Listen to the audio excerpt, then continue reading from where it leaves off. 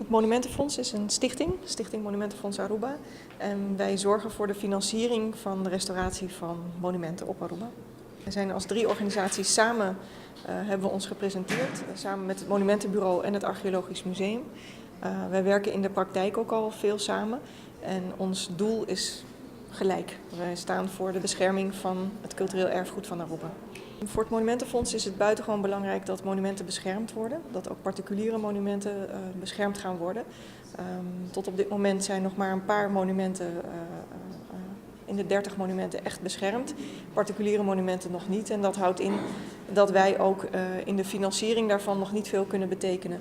Veel buitenlandse fondsen stellen als voorwaarde dat we ons geld besteden aan beschermde monumenten. En zolang dat niet het geval is, kunnen we dat geld ook niet inzetten.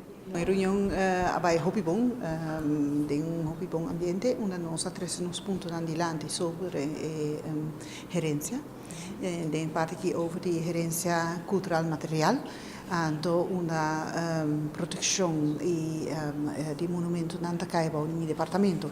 Nós temos colaboração com outras organizações, não conseguimos trabalhar papi com ele também, diz que kunang una nos quer atrás de lante com nos trabalha estrechamente com outro e com nos quer para governo dispõe atenção para a proteção de nossa herência material, de dingen zijn nos está poniendo atenção dus para há ondersteuning para traga nos manejo, também eventueel si nos tinko cambiar nos lijnen e nos a intercambiar ideeën over die certo proyecto ng monumental kuting e atenção com o governo quer doen dus na nos herência.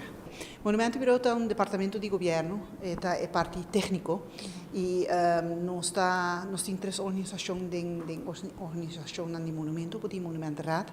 Monumentenraad é que está dando conselho, nanta hene nanku a base titular personal nanta wordo nombrado minister encarregado de cultura.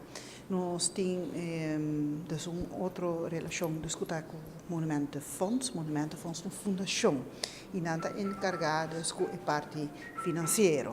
Dus als je moet ook raad advies, Monumentenbureau dat technisch en toerassunten in algemeen, en fonds dat dus de parte financiero.